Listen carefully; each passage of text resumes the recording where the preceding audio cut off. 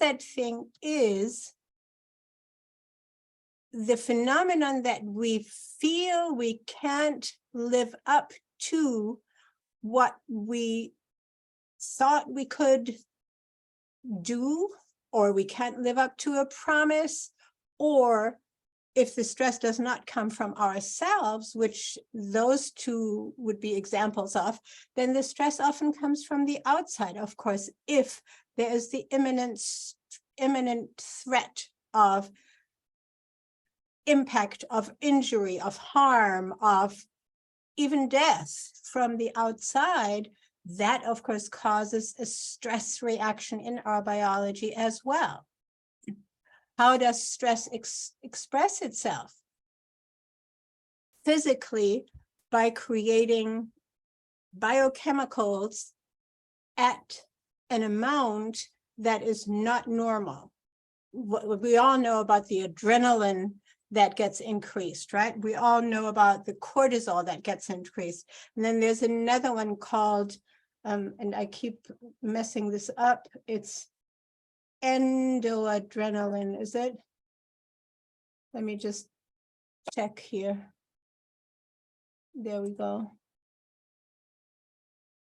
Yeah, and then there's all kinds of other chemicals that we,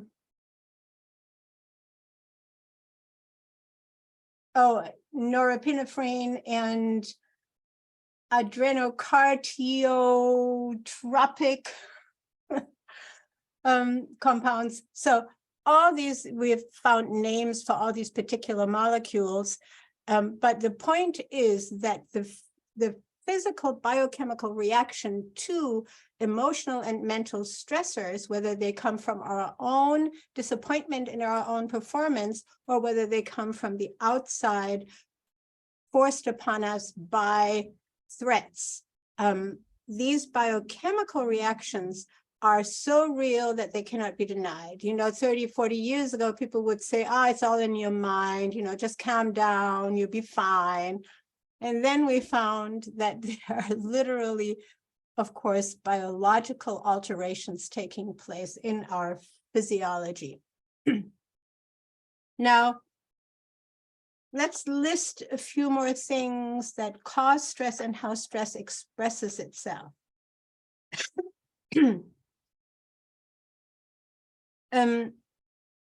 Of course, we all know that when we have to pass a test, or when we have to meet a deadline, when we have to reach or are backstage for a performance, all those situations create extra adrenaline.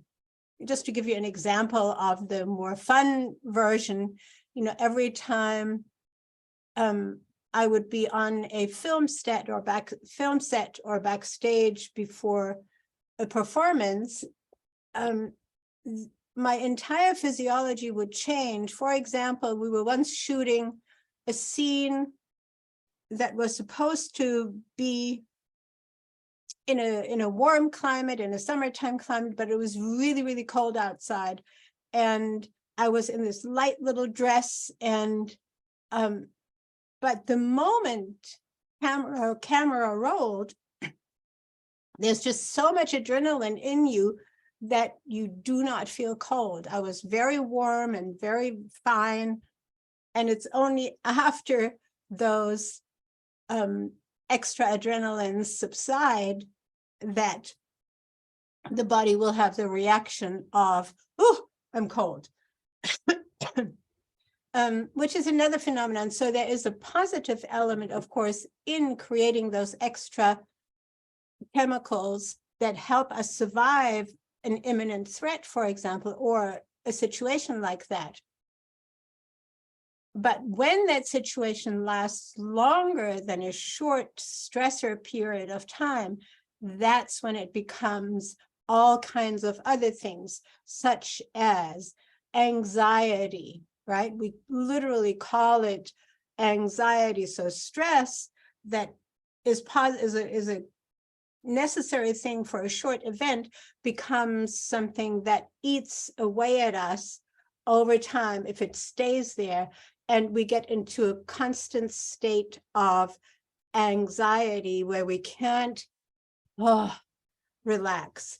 I'm sure everybody has experienced this kind of situation in their lifetime one way or another, so that we know what it feels like, but often we just don't know how to possibly get out of it, because it's as if, because it's so biochemical, it's as if our body has decided to produce all this extra stuff, all these chemicals that override our brain, literally flush our brain, so that we have very little power to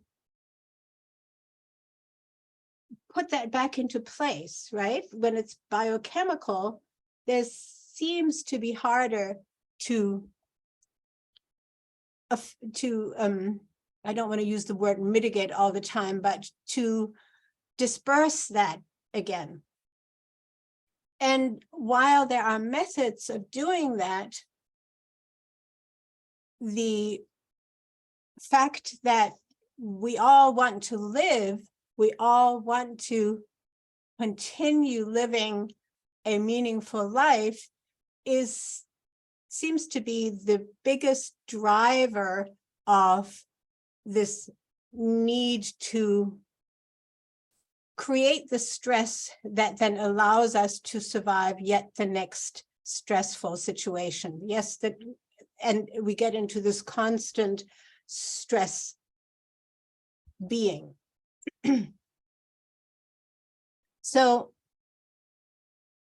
the desire to survive, the desire to perform well, the desire to help somebody else survive, of course, this becomes really, really strong when our loved ones are involved, right? When there's a threat on our loved one's life and or situation, we become stressed, because especially when we don't have a way to immediately help that situation, which is another interesting phenomenon. Once we're actively involved in changing the stressing situation, the stress goes away, because then we become active and use the extra adrenaline and cortisol and all the other extra chemicals to put energy out there to change the situation.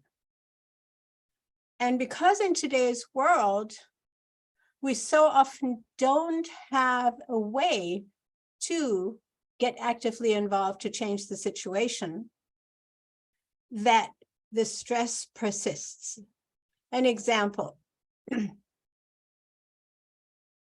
In the old days, we didn't have cell phones, etc. The car was stuck in a snow bench. This is again an example from my life. I was a teenager, a young teenager.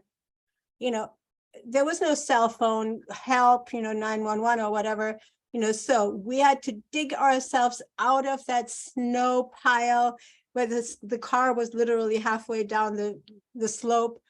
And we had to actively, go crawl up on the street and try to stop another vehicle and explain what happened, and get involved with the farmer who came with a tractor and a big metal rope and pulled the car back out.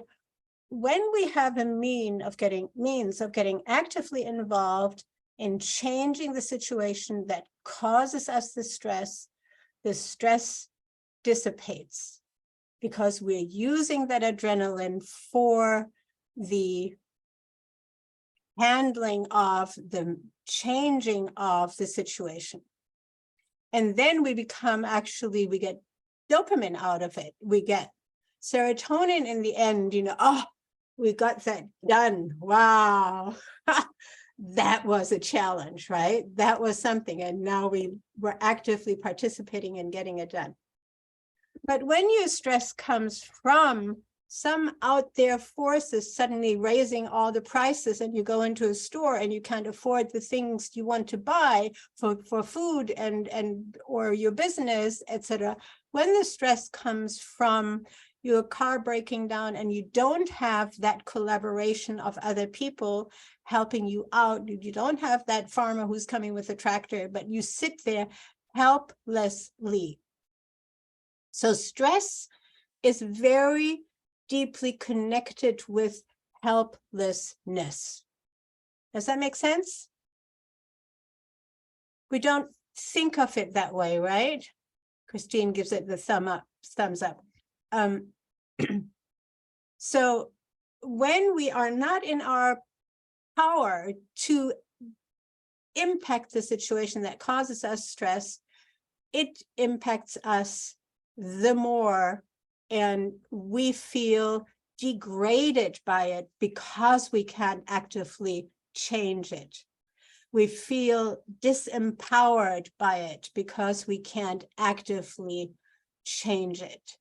We feel inadequate. We feel we have let ourselves down, let other people down, let our loved ones down, etc., because we don't find a way to actively change the situation. Many examples come to mind, of course, as I'm talking about this, because so many times in the modern world, all we have is this thing. And I mean, even though I just actually actively, before we went live here, before we recorded, actively was able to change my son's situation, who had left his driver's license at home, but needs it to enter his job situation. So I was able to change that situation by this device and giving him his driver's license as a photo, right? And that can work. So finding a way to actively getting involved will abate, is another good word, and lower the chemicals produced in your body, and therefore will lower the anxiety, will lower the stress. And we can do this, yeah, of course, by actively participating. And sometimes it is very difficult to actively participate when the stress is, for example, financial, right? And you have to find a way to bring those dollars in so that the situation can change. And that's when one of the ways is to just go out and do anything you can to earn extra dollars. Now, for many of us, that concept is just really difficult. When we're highly educated, we're very established, we've made hundreds of thousands of dollars in a year before, and suddenly we are here in a situation where the middle class is shrinking and our positioning is being degraded, and we have this status thing that we think we need to be and present ourselves and have, etc., in a certain manner, then we're causing extra stress by that imagery, by that image we have of ourselves and how we need to be in the world. So there's another reason why we have so much stress, because we find it hard to admit that it must be our fault, right? Because why aren't we able to do what we used to do now, even though intellectually we completely comprehend that the world has changed in a way that what we used to do doesn't work in the same manner anymore. And adjusting to those requirements is another way of, again, getting actively involved, even if that actively involved means signing up for, I don't know, writing content for somebody's blog post or somebody's website or whatever it is, for $50 or $100, just to actively do something about the financial situation you're in. Or like my son, he's actually a journalist, but journalism is not very well paid, and or it's also a dangerous profession in so many ways, who drives for money, right? So that adjustment and not allowing it to mean that we feel that degradation is in so many ways the trick. Now,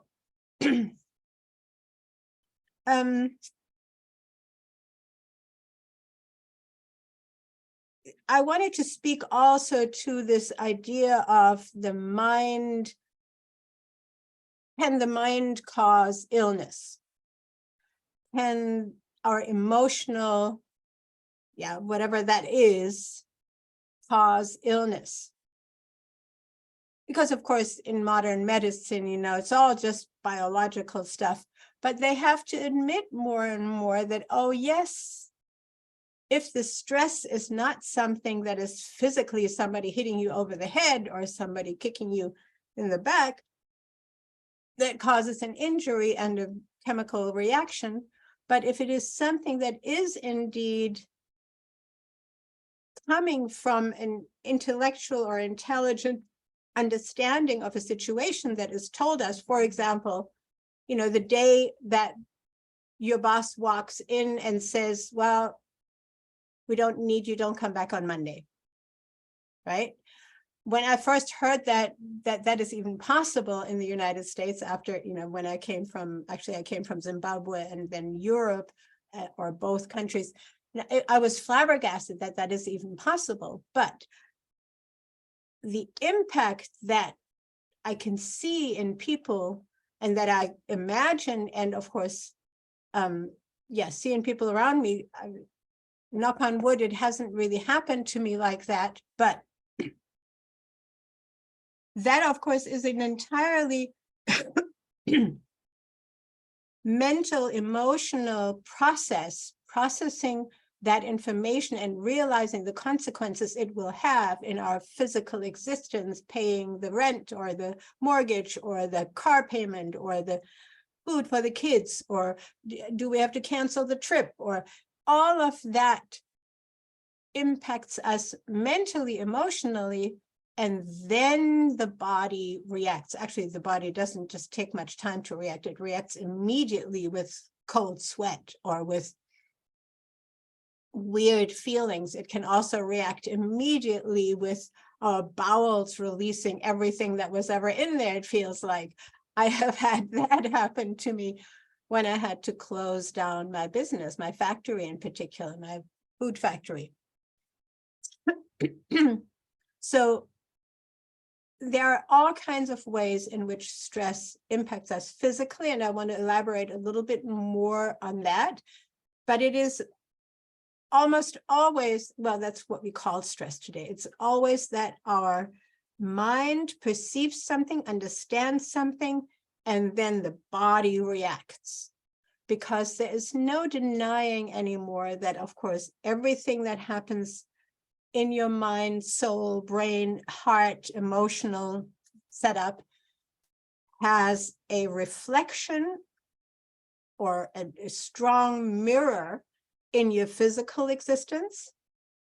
And reversely, of course, we're not talking about that today, but every physical injury or alteration will have a strong mental impact. And keeping those two balancing each other is therefore also one of our tasks in today's discussion. So that calming down your physical reaction when stress comes from the outside is something that we need to train and can work on. And reversely, not allowing physical damage, for example, from poisoning, from exposure to, from food poisoning even, or exposure to chemicals, or physical damage, we break an arm and a leg, or we have a car accident, etc. So physical damage, not allowing that to impact our mental, emotional state is the other thing that we're not so much talking about today, but that again confirms how closely those two are connected. My bad.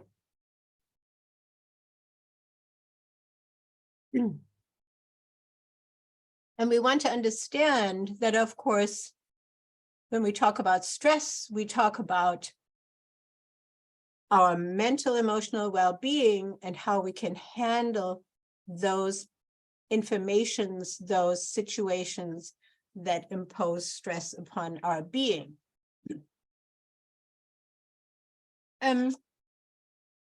So yeah, I wanted to make sure that we understand that there is no such thing as separating completely the emotional, intellectual mind world from the physical, biochemical world of our existence as human beings, because we are conscious, if we are conscious.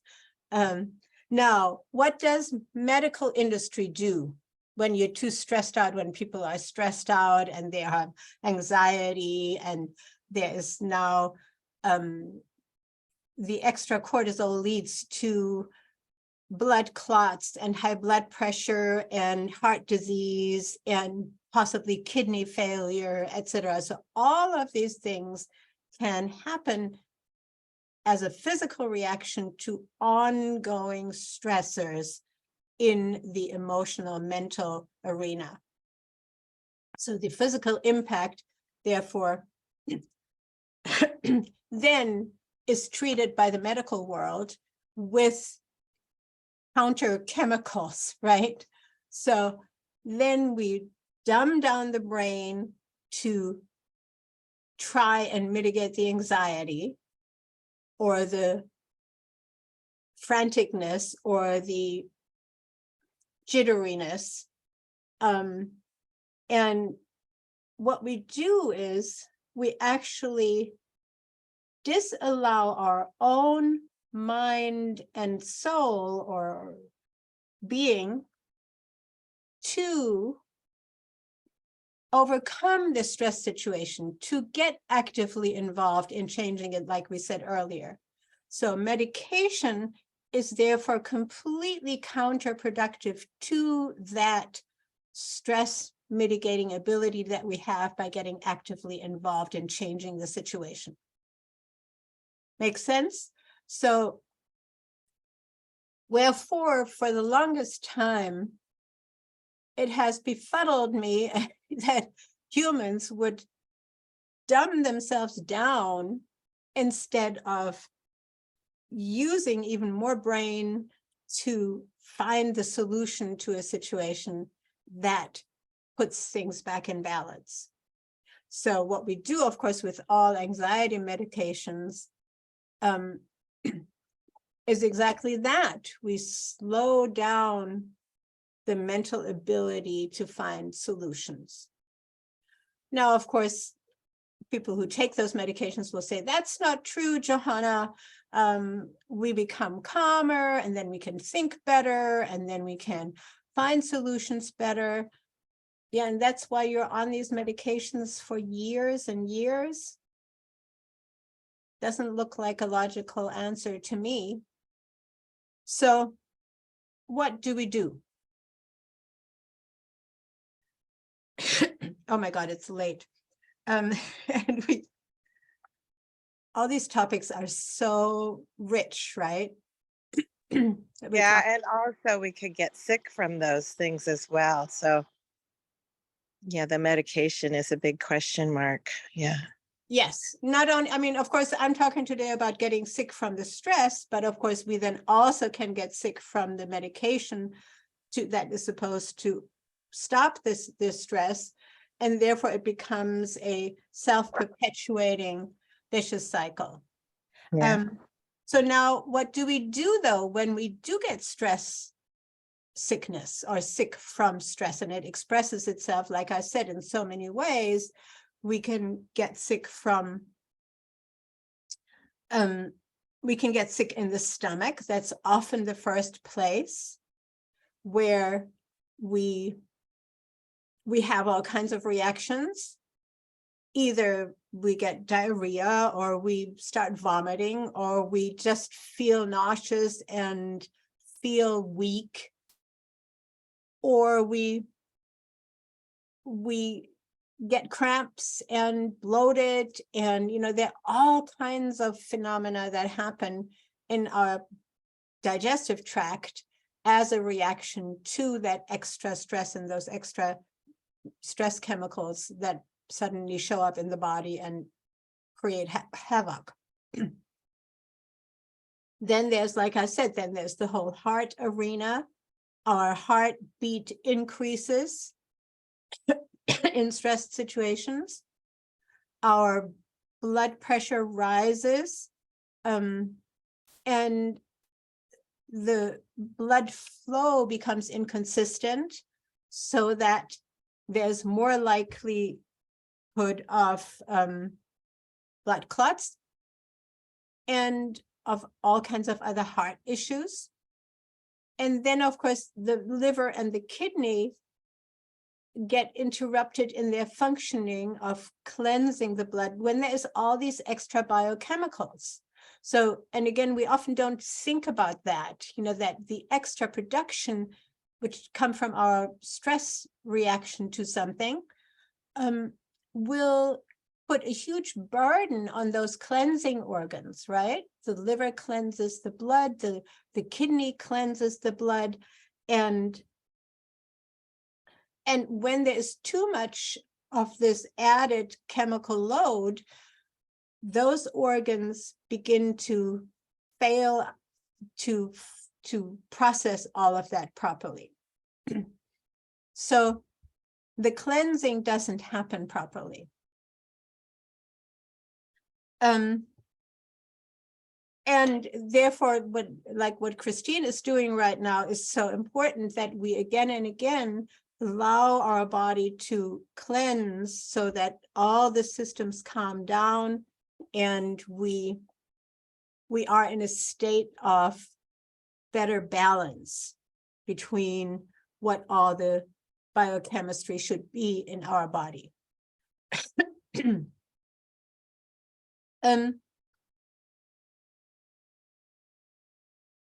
What are the immediate tools that we can use to alter the situation of high stress?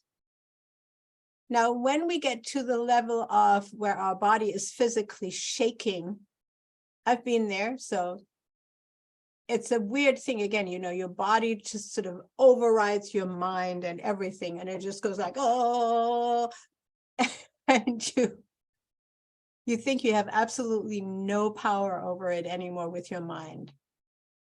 The first thing that I would like everybody to note is breathing. Even if everything is shaking, and at the time I didn't know about breathing, because a couple of breaths won't do it. It has to be 20 or more deep breaths, and that's why Wim Hof is so important. Wim Hof, some of you may know him. That 20, 30 deep breaths, if at all possible, if in a situation, will calm down the chemical production of the adrenaline and the whole slew of other chemicals that have names that are too long for me to pull up here. When we take those deep breaths, and even in situations where we can't just suddenly sit in a yoga seat and do that, we can still slow down our breath. Unless the nose is completely clogged, we can do that. So the first thing is breathing. And of course, if we are in an ongoing stressful situation because of, for example, financial stress or familial stress, where one of our children or loved ones is in a stressful situation that we don't really have a solution for, and it bears on us,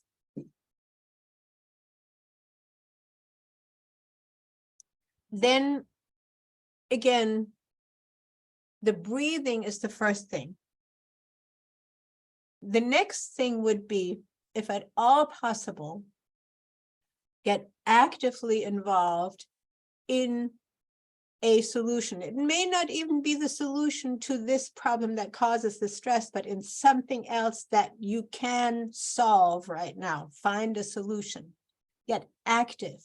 Get actively involved in doing something, even if it's just going for a walk and knowing in your mind or setting your mind to, I am walking, the solution will come to me as I am walking. I do that, when I go running a lot, and it helps me. I used to, before I was running, I used to go to bed at night and say, okay, I will let the solution come to me when I wake up. And I'll give myself 5-6 days, if it was a life-changing situation or decision I had to make that was stressful, I would give myself those kind of, to create a state in which your decision can feel like it's coming to you. You don't have to make it. That also helps many people, because it can create too much stress. I have to find the solution. I have to find the solution. That's not what I mean. What I mean is get active in trusting yourself and do something, even if it's just walking or cooking or writing or going online, looking for what other people are doing in this situation. Of course, that is an avenue that I would certainly use now that we have these tools. And while they may not work as well as calling the farmer with the truck to pull us out of the snow, they still work because we're actively getting involved in finding a solution.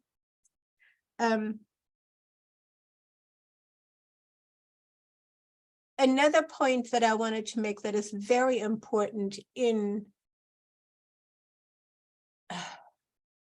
lessening also the possibility of stress coming back is knowing or creating a community around us. And it doesn't have to be all close by, but other human beings with whom we can be honest enough, truly honest enough, to share what is stressing us, because talking about it already helps a huge amount. Talking about the anxieties, talking about the stressors already helps. That's why we have so much therapy. What the therapy is missing, though, is getting actively involved in the solution. So not that I'm bashing therapists, very important parts, but if they're not helping a person getting active, then they're failing ultimately. And of course, unfortunately, our industries are built so that people have to come back for more and back for more, because otherwise the therapist can't pay their bills and is going to be under stress. That's the conundrum and the crazy world that we live in. So, in fact, and this is now the big arch, and then we're going to get into a couple of questions. Our entire social system is built on stress, if you want. Why? Because you have to pay to be alive. Because the monetary system is built on debt. Every time money is ushered, whether it's digital money or paper money or any money, doesn't really matter. It creates a debt. And what does debt do to you? Cause stress, because you're going to have to pay it back and you don't know how. Otherwise, you wouldn't stress over it. But debt in and of itself is a form of an externally created stress, a stressor on you to pay it back. And since our entire world is based on debt and based on the need to monetarily fund your existence all the time. Wherever you are, you have to pay to be alive in today's world. And that alone, of course, is an enormous stress. You can't just go out into the woods and pick berries and roots and fruits and live. There is no place anymore in the world that isn't owned by anybody. So you are in a constant stressor situation. How do we deal with that? I deal with that by saying, okay, that's the phase humanity is going through. I'm trying not to play the game and say, I'm going to wing this whichever way I have to make it less stressful for me. But guess what? It doesn't always work. So I still crash sometimes because I have bitten off too much for myself to complete it, right? And of course, when you get actively involved in finding the solutions, you may also bite off too much and not get quite there. And you have to allow yourself to reorient yourself and find the actual solution. So, rounding it out, we live in stress in this world, and it is upon us to find ways in community to support each other, to know that it helps a lot when we help each other overcome the stressors that we respectively are experiencing at different times. Often, you know, we have these high times where everything seems to be going great, and, you know, we are in love, and we, you know, have great communication with our friends and children, our parents. But then there are the times where, oops, it didn't work out. Oh, the check didn't come in. Oh, the rent was raised, the mortgage, this and that and the other. A tree fell on the roof, for that matter. So much for the presentation, and let us collaborate on finding ways to overcome the stressors by becoming active in creating the solutions for our own life and for that of our loved ones and others, and the world ultimately also. All right. And of course, I would be remiss if I didn't announce that I am offering a 12-month course that has helped hundreds of people get from A to Z in their next mission in life, so that there's activity at all times in pushing us forward, or in pushing is not the right word, in self-driving us forward into that better balance between the stressors and the solutions. All right, what are the questions? What have I left out? Shirley, are you still with us?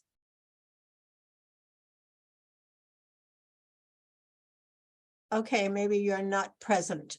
Ed, are you still with us? Do you want to type something into the chat or unmute yourself for a minute? I can't hear you because you're muted. And Christine, certainly chime in.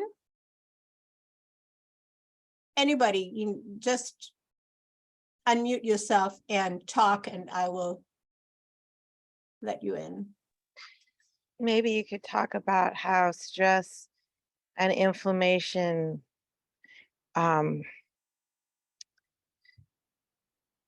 you know, can, one can impact the other.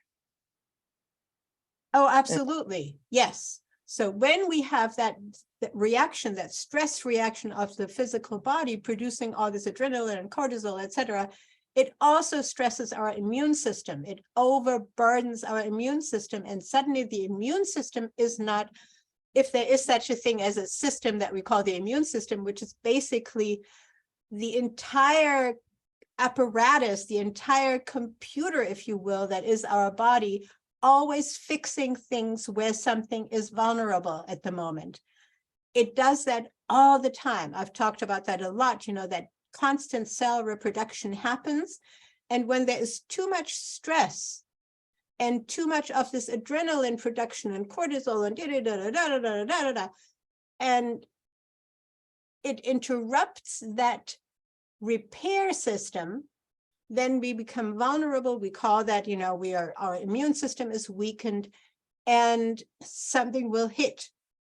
And inflammation will hit where our weak spots are. Now, in my case, inflammation will hit just in my head space. I will get a nose cold and in my chest. So that's the area in which I react to that imbalance and that lack of immune system repair. Other people will react with, a client of mine has migraines when that happens, right?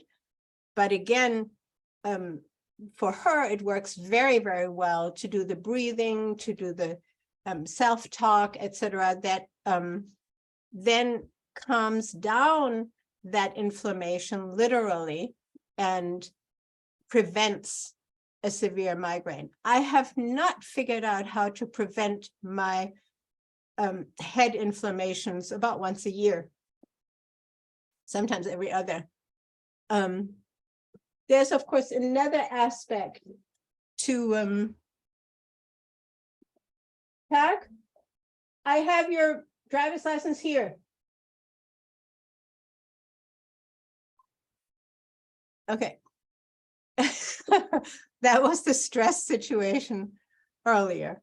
So yeah, the inflammation can happen wherever your weak spots are. Like I said, it could also go into arthritis. It could go into irritable bowel syndrome. It could go into so many other ways, rheumatoid arthritis, like, I already said arthritis, right?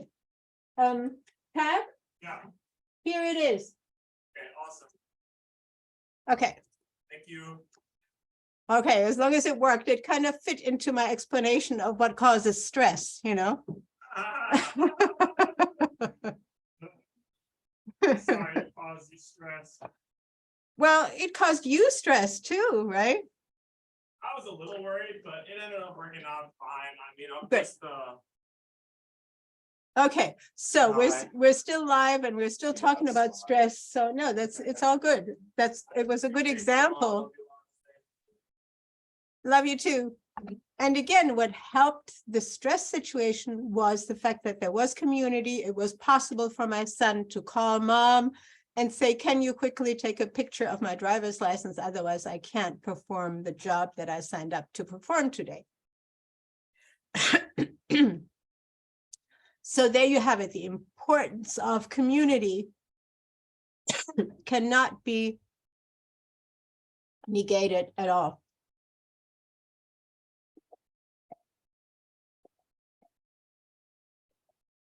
So people who are tendentially less really, truly, intimately attached with other people, and I don't mean intimate in a romantic sense, but having friendships that run deep enough. Another example, just before this mastermind, my sister called from Germany, and we had this conversation about her situation. And because of the exchange, there are active involvements that she will begin to mitigate her situation. In her case, she wants to get more involved in therapy for the elderly and or the disabled. Good. Christine, there's of course one more element to inflammatory situations. There's also the fact that any inflammatory situation is a cleansing process that the body goes through. Now, you could, in the case of stress, connect that with the cleansing of the excess adrenaline that is produced and all these other chemicals that is produced from the stressful situation, that then the inflammation will try to clear out. Inflammation is always the body's reaction to toxicity or, chemical imbalance, so that it actually wants to clean up shop, to clean out the stuff that is wrong, to clean out the imbalance. Like, just imagine, suddenly you have like this high level of adrenaline here. Now your inflammation comes in, creates higher temperatures sometimes, creates phlegm, creates, coughing and sneezing and snot or tears and all kinds of things, or diarrhea for that matter, and wants to lower this level back down so that we're even again. And that creates loss of energy, because it takes a lot of energy to have all that inflammation going on and all that cleansing. And we feel completely like, oh my God, I caught another cold. Oh my God, I have another outbreak of asthma or inflammatory arthritis, etc. So because the body is trying to recreate balance, it creates the mechanisms of temperature and phlegm and extra mucal substances, often also extra lymph fluid, white blood cells, etc. If it's a physical injury, for example, a cut, to abate the situation, to heal the situation, to get that balance back. And to also get rid of the extra production of chemicals that we don't need, that are becoming destructive. And if we don't have, this is actually another insight that I would like to put here for people who think that medication can help, or let's say allopathic medication can help. There is, of course, herbal medication that can help. If you stop that cleansing process of the inflammation and prevent the body from having any inflammation, you don't allow the body to practice and exercise its job in recreating the balance. And therefore, you further impair your immune system, you further impair your energetic and your confidence, your energetic abilities, and your confidence that, oh, I can heal myself. Do I need to take time? Am I going to be weak? Do I need more sleep and all of that? Yes, one does. And that's where we often think, oh, no, I'm just going to pop a couple of pills, and I'm going to be fine. I'm going to go back to my job. I'm going to do da, da, da, da, da, da.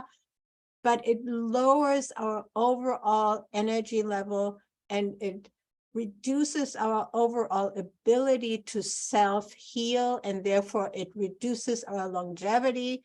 It allows cancers to come in. It allows all kinds of other illnesses. The last time we talked about chronic diseases, so go check out that mastermind. All those things can sneak in when you don't allow your body those inflammatory cleansing periods. And while it is a reaction to the stress, it can also be seen as a healthy thing. Of course, does it need to be supported? Absolutely. You do your food program, Christine, and you get to juicing. I have my smoothies. I have my, I have a super drink that I make that helps this cleansing. That is ginger, garlic,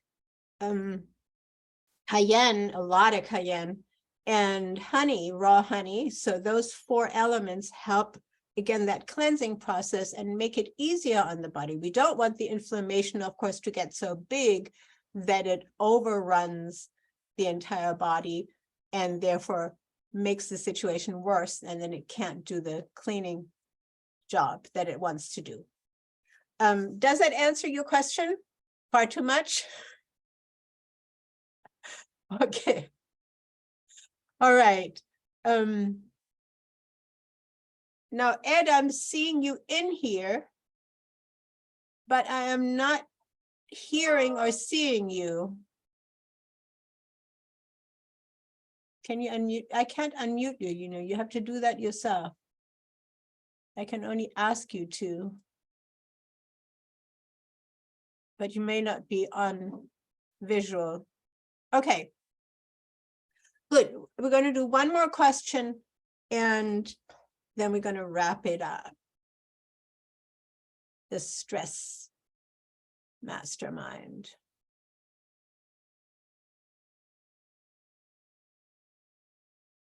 All right. I'm going to use this as a question. Can exercise help? Absolutely. Again, when you go into exercising, what do? You become physically active in finding solutions, even if the solution is not directly related to the thing that causes you stress. But you become actively involved in empowering yourself. And whether you do it consciously or not, you're empowering your body to better be able to rebalance. And therefore, it is very, very helpful to challenge your body with an exercise program, whether it's a workout, whether it's a run, whether it's going cycling, whether it's going swimming, doesn't matter. But a physical challenge that you give your body so that the entire system, because of course what exercise does is it increases the heart rate, but for a purpose, not because of an impact that is stress, that is just like, oh, I don't know what to do, I don't know what to do, right? Now you're doing the increase of the heart rate by exercising, and you're doing the increase of the blood flow in a positive way, and you're doing the demanding the body to get to functioning, to fill the muscle tissue, to create balance in your bowels, etc. Physical exercise does all of that automatically. That's why it's so important. And you know, many people think, oh, well, 100 years ago, nobody did exercise. Yes, they did. What did they do? They walked to the store, they carried heavy bags, they, of course, you know, they walked to their jobs and back, and they rode horses, or they, etc. You know, they were involved in physical activity all day long. And we're not. We're sitting in front of our computer, and that's also why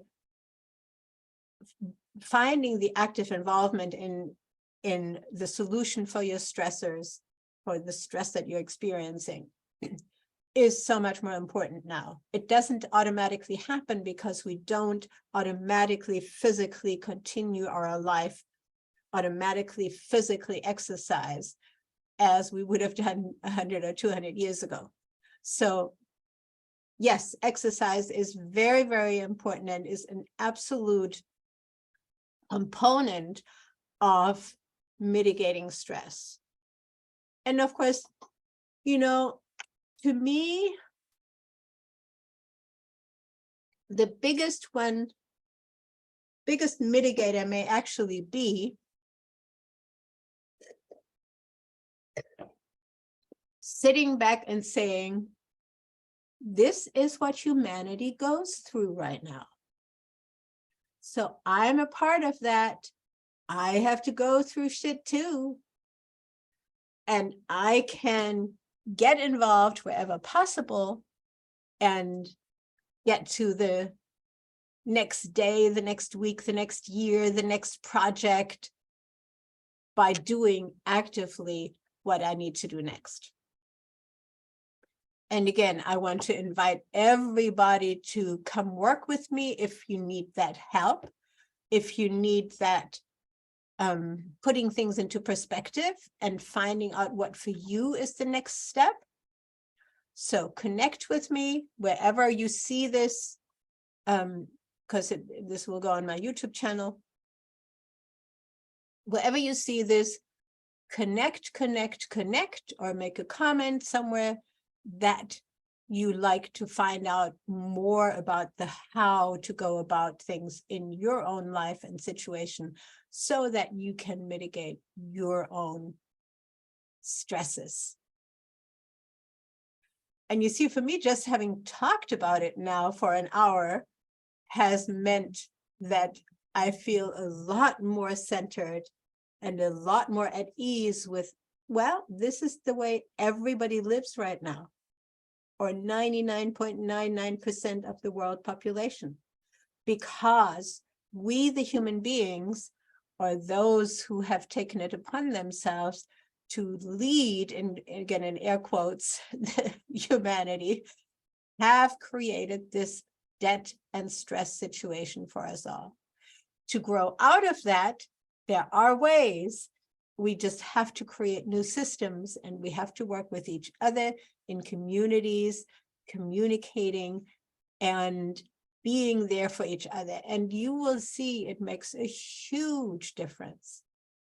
And me just talking about this, just realize that I need to go see X, Y, this friend, that friend, Karen, and Nell, and all the other friends that I haven't seen in a while, because that is our anchor also for mitigating the stress. Love and closeness with our fellow human beings that are in our lives and are collaborating with us. So there you go. And then your mission will soar. All right. That's it. I'm going to end the recording. Christine, if you still want to talk for a minute, we can do that. And everybody, JohannasRawFoods.com and RawsomeLifeGlobal.com are the two websites where you can connect with me and find out more. And of course, all over the internet, put in Professor Johanna Sophia and you'll find me wherever I show up on the interwebs in different formats. Ciao for now. Don't let life pass you by because you stress yourself too much. Ciao.